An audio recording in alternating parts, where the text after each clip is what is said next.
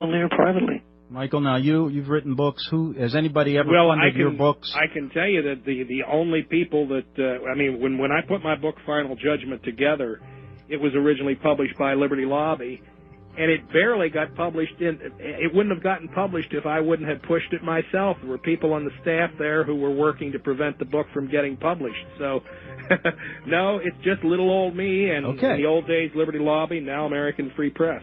Okay, good. We're going to be back 3 minutes on the Investigative Journal.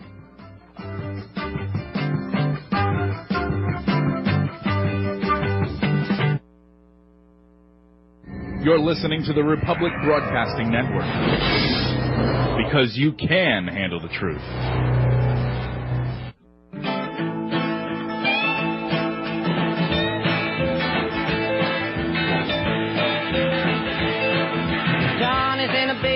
Mixing up the medicine, I'm on a pavement, thinking about the government. The man in a trench coat, badge I laid off, says he's got a bad cough, wants to get it paid off. Look out, kid, it's something you did. God knows when. Okay, back again on the Investigative Journal. And, I've got one more question, but before I do that, I don't want to run out of time. I am going to get to the callers, and we got a lot of them, so we're going to get to them. But I do want our two guests, first we'll start with Michael. Can you, because I know our listeners may want to get all these books, look into them, make their own minds up, and that's what this is all about. Michael, how can our listeners get a hold of your, I think it's 3 books now, correct? Mm-hmm, yeah. How can they get a hold of those? Well, they can, on the Internet, they can go to AmericanFreePress.net, AmericanFreePress.net, and they can order them there, or they can call American Free Press at the toll-free number at 888-699-NEWS, 888-699-NEWS, and they can order them there. And Eric, how can we get a hold of your books? Okay, the first one's out of print. Second one, I really can't offer it. The third one the VA3 should be available by mid-June or the 1st of July. I'm working towards that deadline real hard. Okay, and I've got one last question. Then I'll get to callers, and we're going to save about 4 or 5 minutes at the end for each of our guests to make a final statement. And let me ask this question. And this one, kind of not a personal question, but just a journalistic, I guess, aside and a question in there somewhere. When I first started covering stories in the mainstream media, I was censored on stories that had to do with both Jews and both Jesuits and Catholics. And let me tell you how. I used to cover stories in Rome. I used to write stories in different newspapers in America. And mostly when I was overseas, these stories never saw the light of day. They don't see the light of day now, and I doubt if any of these discussions that we have today would ever get on a channel in the mainstream, and I don't think any of my two guests would disagree with me. However, when we get into the alternative press, and I've decided to do that, basically, to get at the truth, as we're doing today. I have been one of the few to tackle both these issues. Whether people agree or not, the people that I have written about have opinions, and I still think that each person's opinion counts, and we should, especially when we're undergoing such a crisis in our country, to uncover every stone. What I find, and I want to get both my guests' opinions on this, and maybe Michael, he writes too, Eric, you're out there writing in the alternative press, and get your opinion. When I write about Zionism, I don't get attacked as much. In fact, I can write about it and get a lot of people applauding what I do. When I write about it in the alternative press, I not only get attacked heavily, but many of my stories don't appear a lot of places. And I am wondering, what's going on? Why is that just happening to me? Michael, does it happen? Have you heard this before? Well, you're talking about when you write about Jesuits. Well, when I bring people, and let's say when I write about them, I mean, when I just interview somebody who has an opinion about them, I get attacked. And I keep telling people, I'm just writing what they are saying. I'm the journalist, the messenger. Well, they're kind of saying, don't bring the message. But I get attacked. But when I write about a Zionist story, I don't.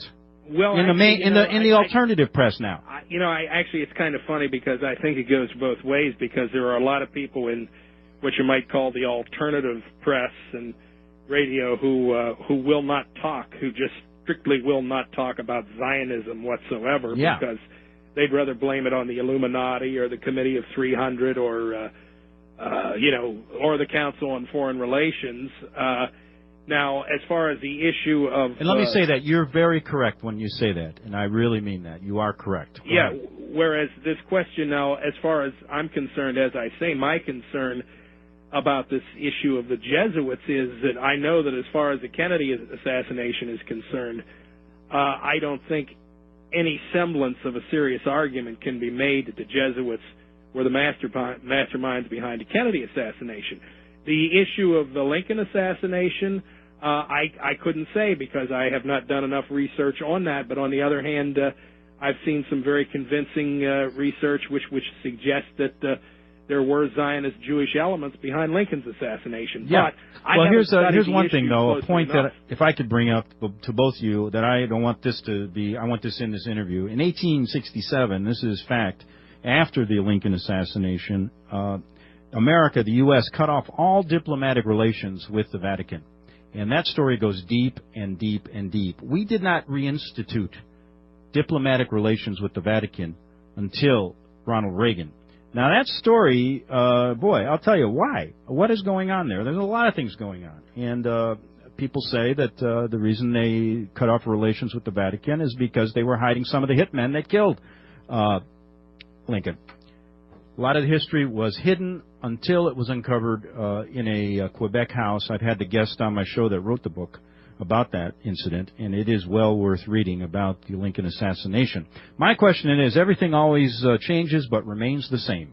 That's an old adage that I grew up, my grandfather kept telling me that. So I really still think that it's important to research both the Zionist movement and the Vatican affair. But anyway, now I forgot about my question. I guess it was regarding what I was talking about as far as this getting attacked for these kind of stories, and I find it kind of strange, and that's my personal experience. And I'm not saying it's anybody else's, but I just want to go on the record saying that. I might also add too that I failed to bring up was the doctrine of the Pope's temporal power. And as you see the two keys on the papal flag, one represents his supposed spiritual power, and the other is his temporal power. And the temporal power of the Pope says that the Pope has the right to rule the governments of every nation of the world. And this is one of the maxims that the Jesuits work upon, that because of this supposed right to rule every government, they have the right to usurp them all by any means necessary, including third-party Zionists. Michael, one last comment. I want to get to callers. Go ahead. Well, I don't think anybody has any doubt in their mind that every religious movement, whether it's the Vatican or whether it's Zionism or whether it's Jehovah's Witnesses, have a desire to rule the world and institute their own religious philosophy. I guess my concern is that there isn't any evidence that the Zionists or that the Vatican orchestrated the Kennedy assassination for the reasons that Mr.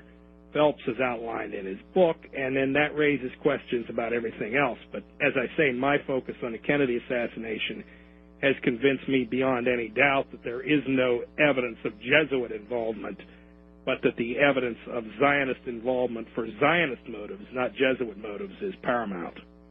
Okay, well, let's get to, I got a whole bunch of callers. Marilyn in California, you've been waiting the longest. You're on the Investigative Journal.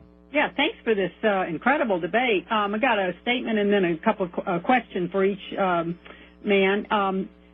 Throughout history, the Catholic Church has known to be, they call themselves the one true church, and they also have persecuted and killed millions of Christians who refuse to bow the knee to the Pope and refute the Word of God. I'd like to ask each man, this debate at its core appears to me to be a Catholic worldview versus a Christian worldview. Could each of you comment on that? Who'd like to go first? I'll let Eric go. Go ahead, Eric. Okay. I would say that you're correct as far as I'm not sure what your religious faith is, Michael, but my position is that the Bible is the final authority of faith and practice. Therefore, it's historically Protestant, historically Christian, historically Baptist, and a Calvinist in my position of the persuasion. And therefore, it's the same Hegelian dialectic of the Reformation versus the Counter-Reformation that has continued to this day, that the doctrines of the Reformation, an open Bible, freedom of speech, freedom of the press, versus the Jesuit orders, Counter-Reformation, Council of Trent, condemning freedom of conscience, condemning freedom of speech, freedom of the